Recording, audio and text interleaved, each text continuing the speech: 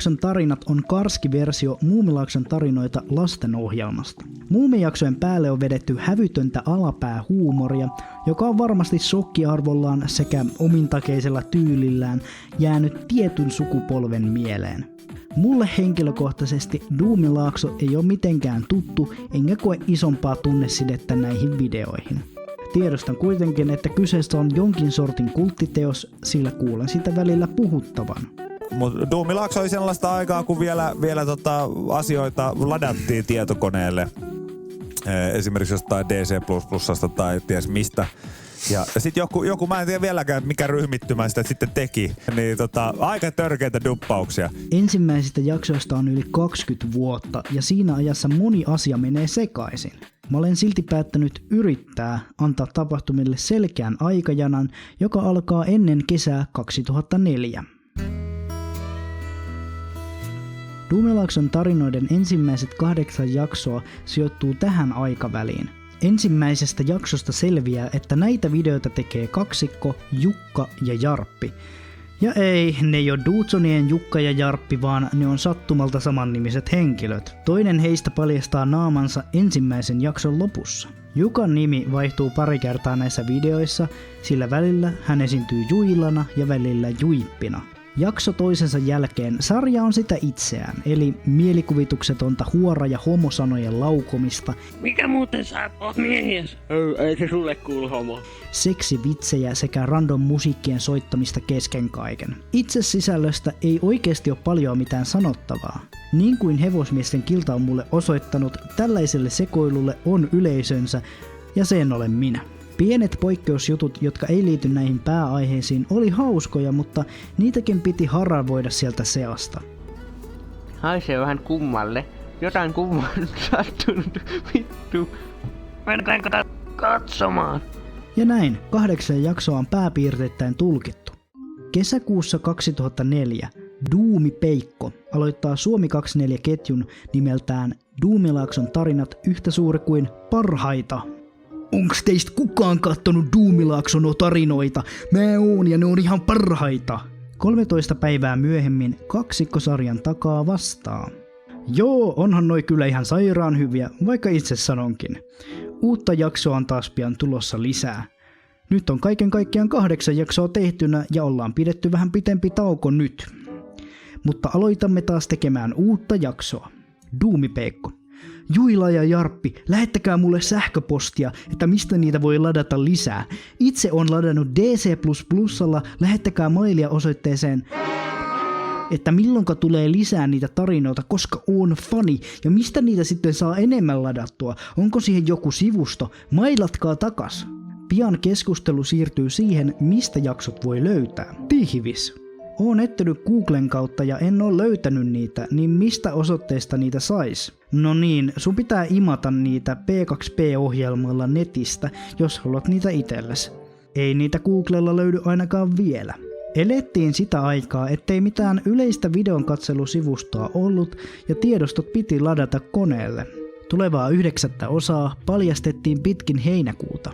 Tehkääs Duumi-versio siitä majakkatarinasta. Joo, eiköhän se tehdä tän jälkeen, mitä nyt tehdään. Uuden jakson nimi voidaan kyllä paljastaa. Se on Muumipapan kassit tulessa. Joo, no meidän mielestä paras on 8.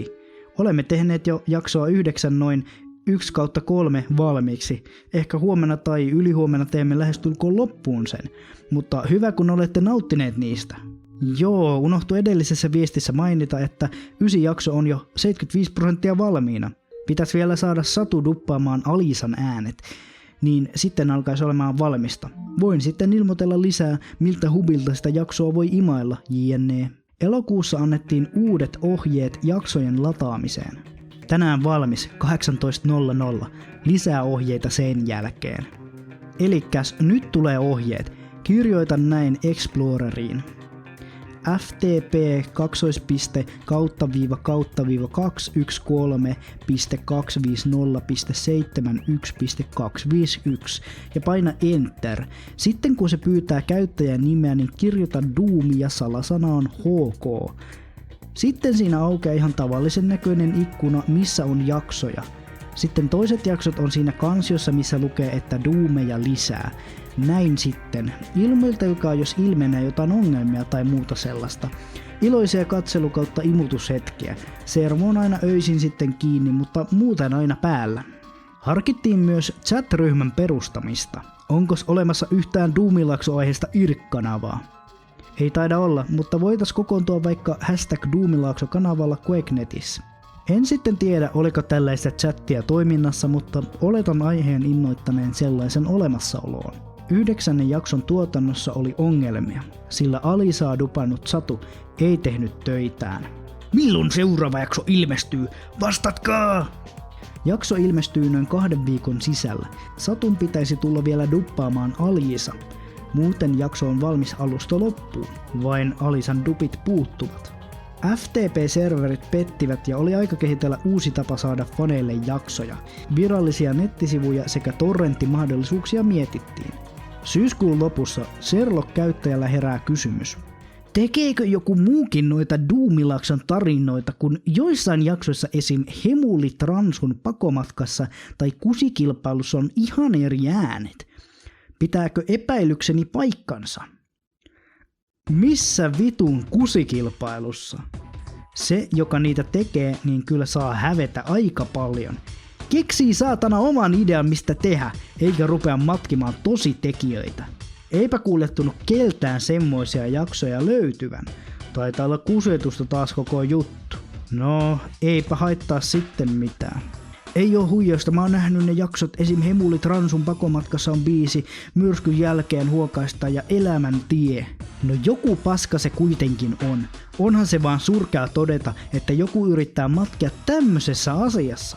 Se on vaan paree, ettei rupee sotkemaan oikeita duumi-ääniä mihinkään paska-ääniin. Tai muuta sellaista. Säilyy ainakin tää aito duumi-tunnelma pystyssä. Tämä johtikin vasta-argumenttiin. No voi homot. Paljon on teilläkin, Juila ja Jarppi, aihetta valittaa jostain matkimisesta. Pitää olla aika vitun urpo, jos menee duppaamaan vanhojen kunnon muumien päälle. Ja vielä laittaa niihin laittomasti musiikkia. Piirtäkää palikat oma piirrettynne, jossa voitte hokea niitä 3 kirjosanaa, jotka osaatte. Olemmehan todenneet sen, että alkuperäiset muumit ovat niin paskoja, ettei niitä voi edes selvinpäin katsoa eräässä jaksossa. Joten olemme tehneet sitten oman version niistä. Ja sen olemme todenneet, että tämä ei kyllä ole kaikkien makuun, mutta kyllä niitäkin löytyy, jotka pitävät näistä aika maan perkeleesti, joten tuotanto jatkuu vaan. Ei noista pitäisi mitään haittaa olla. Kyllä suurin piirtein kaikki tietää, mitkä on aitoja. Onko edes tottakaan tuo, että ainakaan mulle ei ole vastaan tullut yhtään jaksoa, mutta koittakaa väsätä se uusi jakso valmiiksi. Muuten, olisiko killeri ajatus tehdä Duumipeikko ja Pyrstötähti? No, seuraava jakso on juhlajakso ja se on Pyrstötähti. Kerrassaan loistavaa, mutta onko tämä Pyrstötähti-jakso se, joka on melkein valmis vai sitä seuraava, eli 9 vai 10? 9 on lähes valmis. Ja kyllä, 10. jakso olisi Pyrstötähti-elokuvasta, vaikka 9 ei oltu vielä edes julkaistu. About kuukausi eteenpäin lokakuussa 2004, 9. jakso oli edelleen tuotantohelvetissä. Perkele, kauanko siinä 9. jakson tekemisessä enää menee, kun sitä nyt on jo jonkin aikaa odotettu? Sanokaa nyt sille muijalle, joka on Alisan äänenä, että tulisi jo pistää se homma loppuun. Näin tänään kyseisen muijan ja käskin tulla duppaan ne Alisan äänet, mutta se sanoi notta tulee tässä lähiaikoina. Eli nyt ei enää kauvaa. Kyllä se tämän vuoden puolella sitten tulee duppaamaan. Myös uudet tekijät hakivat hyväksyntää mestareilta. Ajattelin parin kaverin kanssa ruveta tekemään noita. Mulla on kaikki noi duumijaksot koneella ja joitakin normaaleja muumeja. Ajattelin tehdä niitä kavereen kanssa jotain omia jaksoja. Eli siis millä ohjelmalla teette noita? Mä saan kyllä dupattua ne, mutta kuinka ne musiikit siihen saa? No moro, ettekö vois millään dupata mitään muuta? Sillä DC:llä on aivan jumalattomasti vaikka mitä muita sarjoja. Esim. Prätkähiiriä tai muuta semmoista. Suru-uutiset jatkuivat myös 9. jaksoon liittyen. Tämä kauan odotettu jakso, no tässä taanoin menin formatoimaan C-aseman, Siinä sitten menikin se 9. jakso kokonaan pois koneelta. Elikkäs tilanne on tämä.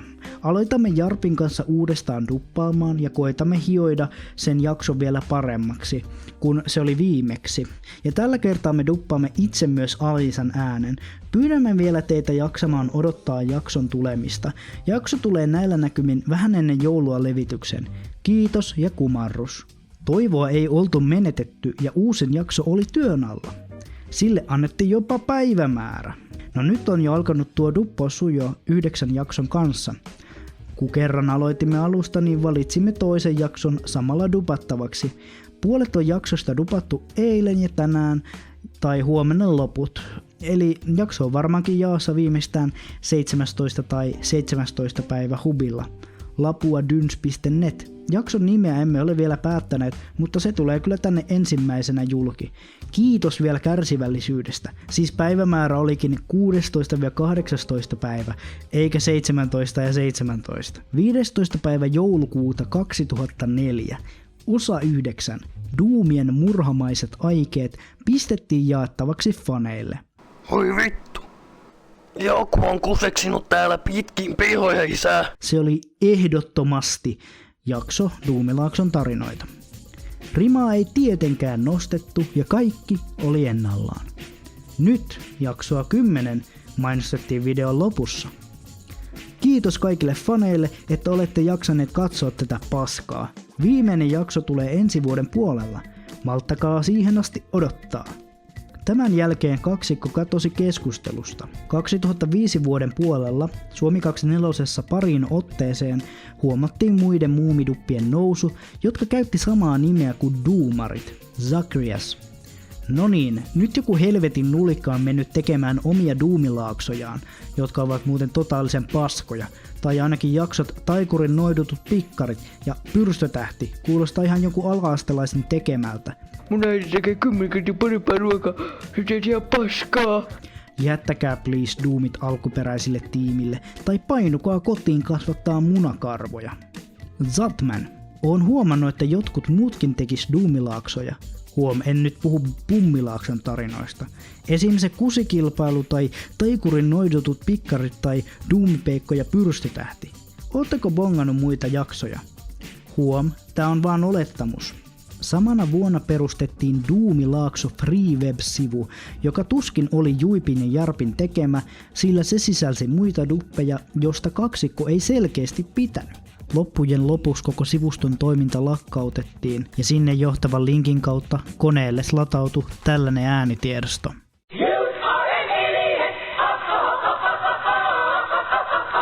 Yleisellä tasolla alkoi siis ilmestymään monta eri kopiota tästä videotyylistä, joka pian johti epäselvään Wikipedia-artikkeliin. Doomilaakson tarinat ovat netissä levinneitä Muumi-TV-sarjan videopätkiä, joista äänet ovat dupattu tai muuten niitä on jollain tavalla muokattu, että ne poikkeaa alkuperäisistä muumeista. Lisäksi niissä on hirveästi pissakakka-huumoria ja kiroilua. Erot muumien ja doomien välillä. Muumien ja doomien välisiä eroja ovat muun muassa hahmojen persoonallisuus, jotka ovat hyvin erilaisia kuin alkuperäisten esim. Nuuskamuikkunen Doomeissa Nuuskapoika, Nuuskapeke tai Nuuskahippi on Paskalaakso-nimisessä Doomien kaltaisessa sarjassa koko ajan humalassa oleva pummi, joka käyttäytyy kuin hirveä sadisti ja kertoo koko ajan yleensä erikoisia urbaanilegendoja kaikille tuttavilleen, toisin kuin muumeissa, joissa hän on päättäväinen, viisas ja rohkea. Doomien tapaisia sarjoja. Doomit eivät ole ainoita sarjoja, jotka tekevät pilaa muumeista. Ohessa on seuraavanlaisia sarjoja, jotka hieman matkivat doomeja. Slummilaakson tarinat, Paskalaakson tarinat, Pummilaakson tarinat. Jaksoja eri sarjoista. Doomilaakson tarinoita osa 4, Homoluola. Doomipeikko ja muut lähtevät yhdessä pyöreälle saarelle, jonka keskellä on kivi, jossa on homoluola, jonka sisällä on kyrvän muotoisia edelliselle.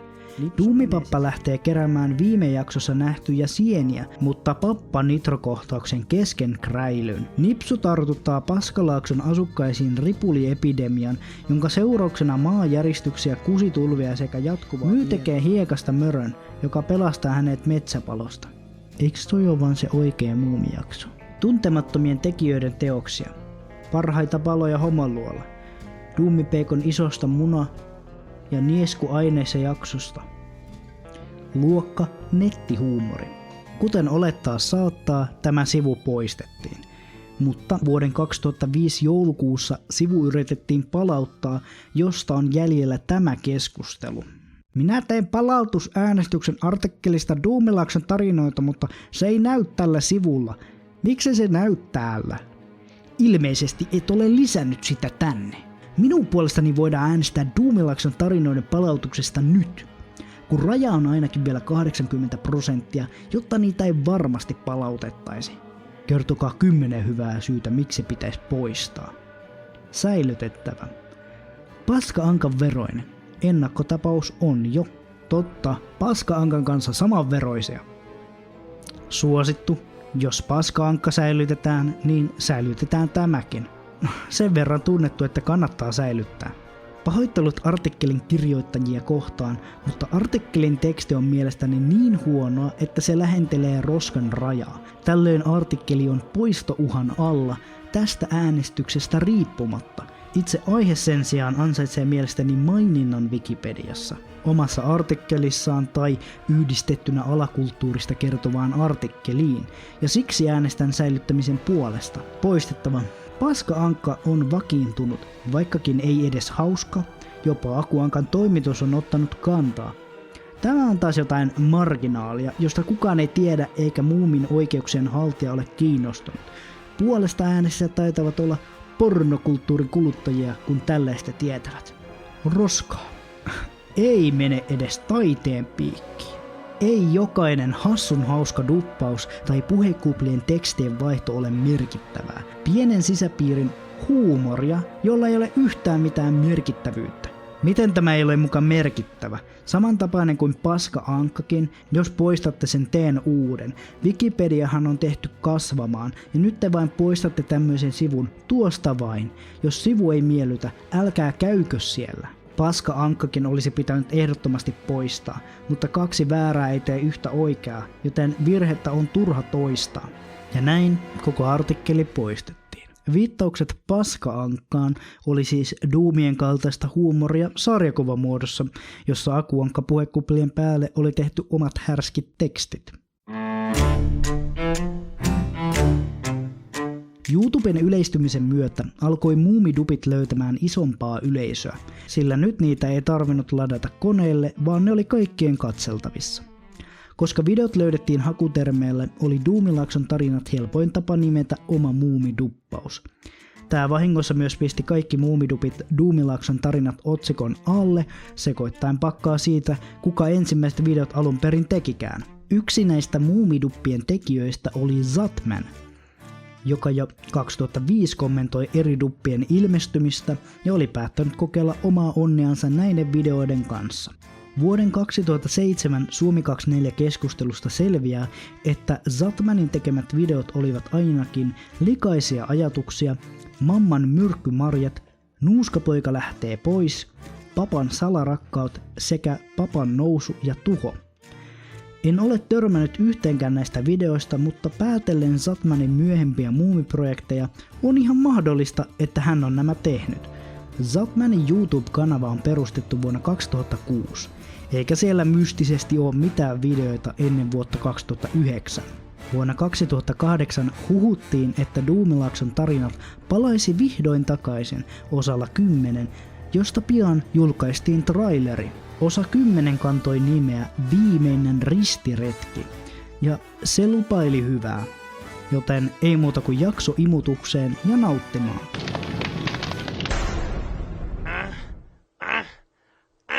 Viimeinen ristiretki nostaa sitä latteelle heitettyä rimaa sen verran, että seksivitsien lisäksi koko illan Doom-elokuvasta löytyy jopa ääniefektejä. Mä liukenen. Voithan toki yrittää, mutta papalla sattuu olevan haulikko. Mun fiilikset on kuitenkin tyytyväiset, kun tää sarja tuotiin päätökseensä ja tekijöillä oli selvästi hauskaa sitä tehdessä. On mun mielestä sopivaa, että Duumilaakson tarinat päättyy ydinräjähdykseen, jotta sarja ei voi mitenkään jatkaa.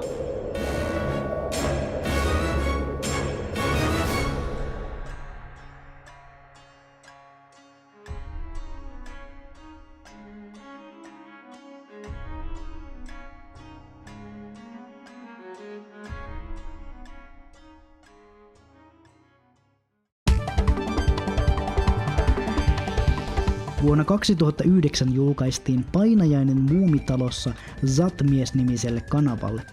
Zatmanin uusi muumituotos oli animaatio, joka tulkitsee Muumilaakson tarinoita Pikkuruiset vieraat jakson lopun eri tavalla. Sen sijaan, että mörkö lähtisi papan kehotuksesta pois, se päättääkin hyökätä Muumitaloon. Mä varotin! Mitä helvettiä? Joka johtaa moniin kommelluksiin. Eivät edes muistaa, niillä on sivuovi. See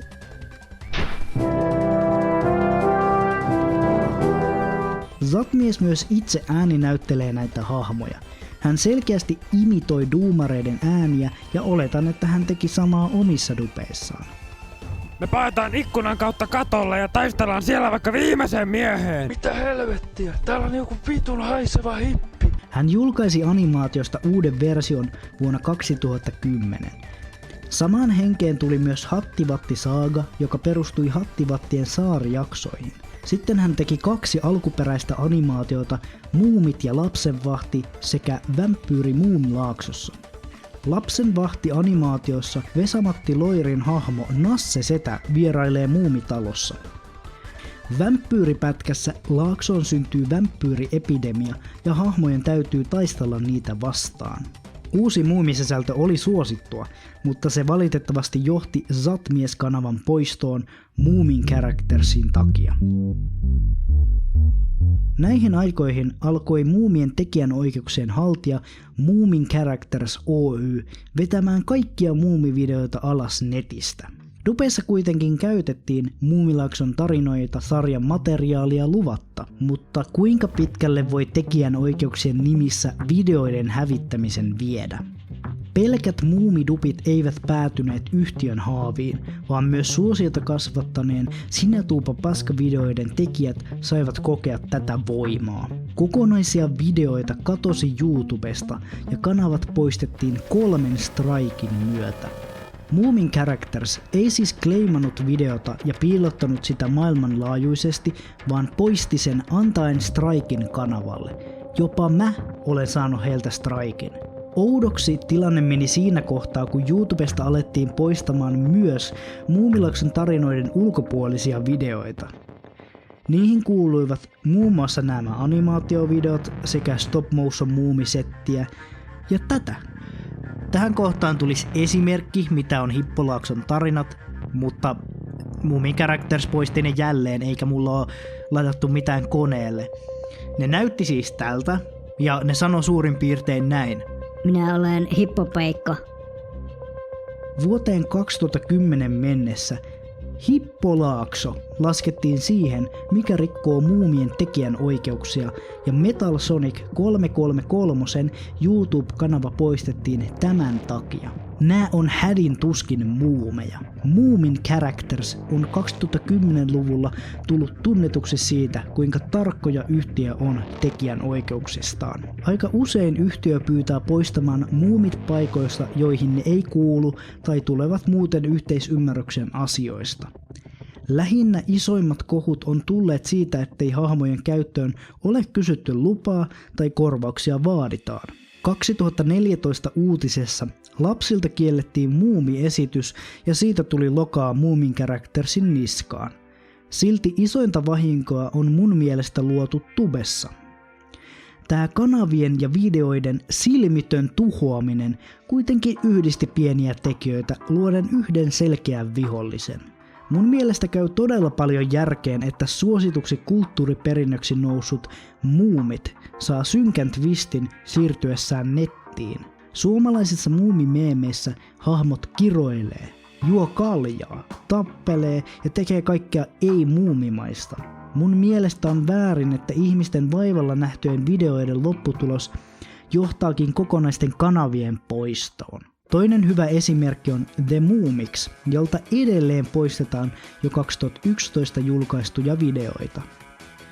Muumien oudot seikkailut käytti päämateriaalinaan Muumilaakson tarinoita sarjan jaksoja, ottaen eri paikoista vuorosanoja sekä klippejä. Rannalta löydetään vain meidän tyhjät pullomme.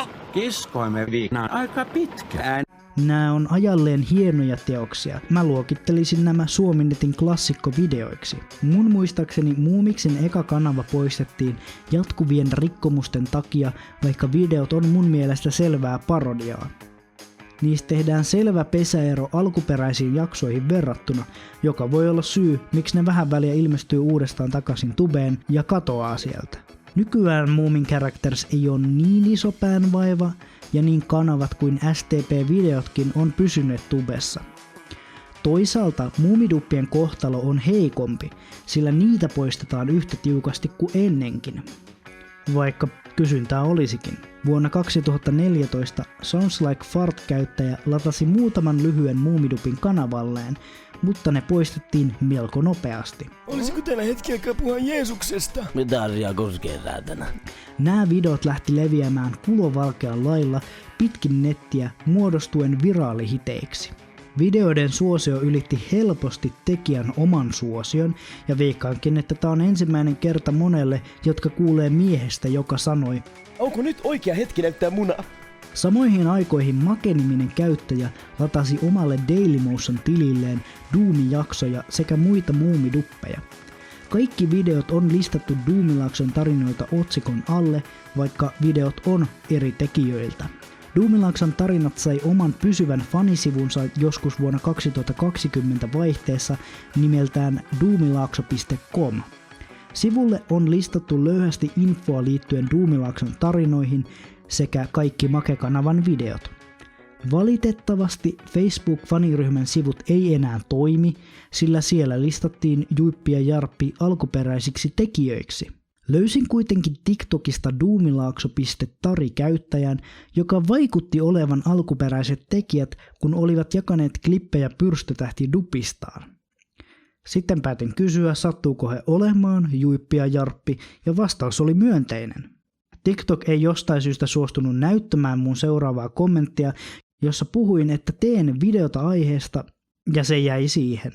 Mutta jos tekijät sattuu näkemään tämän videon, niin terve vaan. Zatman ei ole palannut animaatioiden pariin, ja hänen tekemät muumipätkät kiertelee netissä yhtenään. Zatman alkoi tekemään pelivideoita 2014, ja kanavan viimeinen video ladattiin 2016. Hän on osallistunut Smash Bros. Melee-turnauksiin Paju-nimellä. Smash Wikin mukaan viimeisin ottelu oli 2021. The Moomix julkaisi 2024 Muumien outo koskiseikkailuvideon, joka on sittemmin poistettu. En ehtinyt nähdä kyseistä videota, mutta kavereiden mukaan se oli aika kehno tuotos, eikä vastannut vanhojen klassikoiden energiaa. Kyseistä videota ei ole vielä ladattu takaisin tubeen. Sounds Like Fart-kanavan Petri striimaa nykyään Twitchiin ja julkaisee koosteita kanavalleen. Nykyään muumiparodiaa löytyy, mutta duppeja on huomattavasti vähemmän. On todennäköisempää, että jos teet animaation tai muun lyhyen muumipätkän, niin siihen ei tartuta. Mutta muumiduppaukset on edelleen isoimman riskin alla poistoon. Tuorein esimerkki on Jupduk-nimisen käyttäjän muumidupista, joka poistettiin melko nopeasti julkaisun jälkeen. Tuliskohan omenoista hyvää pontikkaa? Tekoälyn myötä myös muumiklipit ovat lähteneet suosioon TikTokissa. Periaatteessa nämä ajaa täysin saman asian kuin dupatut muumivideot, mutta näissä on yritetty luoda alkuperäinen ääni uusilla puheilla jakaen mielipiteitä. Teimme pullia vehnäjauhosta, jonka jätit pöydällesi. Ei saatana muumipeikko, se ei ollut vehnäjauhoa! Doomilaakson tarinat on kerrassaan mielenkiintoinen ilmiö. Vaikka sisältö onkin yksinkertaista, sitä ympäröi myös valtava mysteeri niin videoiden kuin tekijöiden alkuperästä. Videoiden katselu ja hallussapito on aina ollut pienen vaivan takana, eikä kaikkia jaksoja vieläkään näe mistään, ainakaan helposti. Samalla se edustaa suomalaisten muumimeemien kulmakiveä, jota ilman ei varmasti olisi muita muumiduppauksia tai parodiaduppauksia ylipäätään. Muumi-yhtiön kitkennästä huolimatta Doomilaakson tarinoita kerrotaan vielä tänäkin päivänä.